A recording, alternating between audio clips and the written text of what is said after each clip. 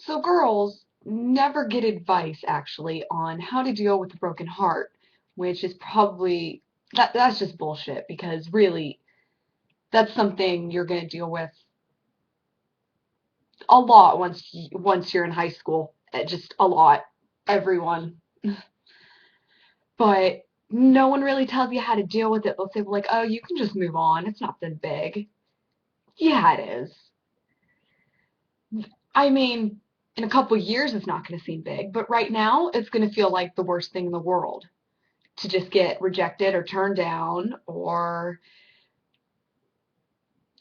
when you break up with someone, it's going to hurt. And people just say, well, it doesn't matter because in a few years, you're not going to care. Okay, but a few years is a few years away. Right now, what am I supposed to do? Right now, I care. So I want to help some of you girls out. Um, Last night I had the unfortunate thing happen where I told the guy that I like the guy liked that I liked him, and I got shot down. It doesn't make you feel good. Now I'm a little upset about it, but I can deal with it so easily right now, and I felt like not even worried. But when it happened, it felt like, oh no. And you feel like your world's just kind of, you feel like everything you had just built up, and you build up all that courage to just say it, and it just comes crumbling down, like literally in seconds. So here's my advice. If a guy breaks your heart, not even meaning to, here's some things you should do. One, don't talk to him. Like, if you get home, don't start texting him and telling him off because he doesn't like you. It's because then the next day you're going to feel terrible about it. And you're gonna be like, I shouldn't have done that. That was completely stupid. There was no reason for me to just tell him off because he doesn't like you. It's not like he's wrong for not liking you. He just doesn't like you like that. Also, if you want to cry and scream and punch things and listen to music till your eardrums burst, do all that. Stay up till midnight. Go to sleep and sleep in really late the next day.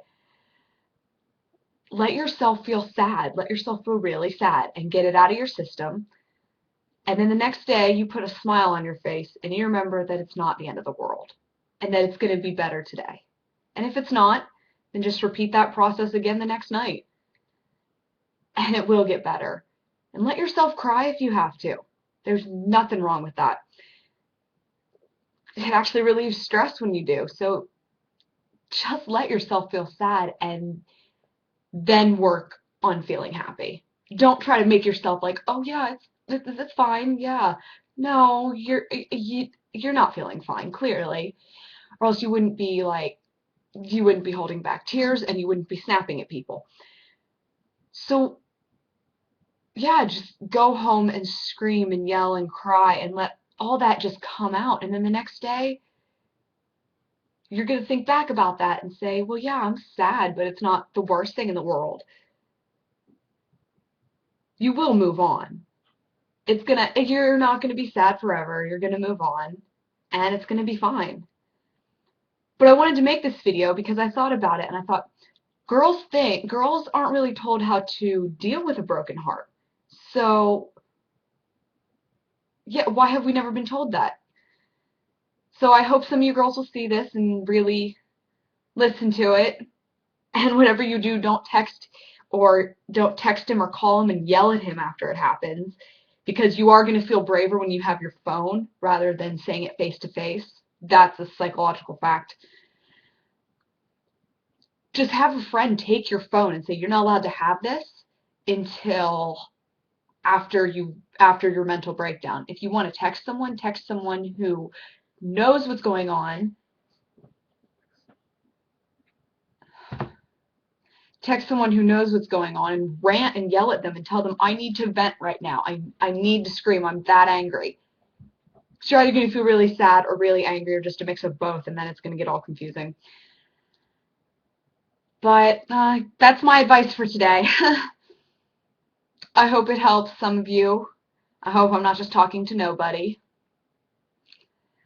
Uh, so yeah, bye y'all.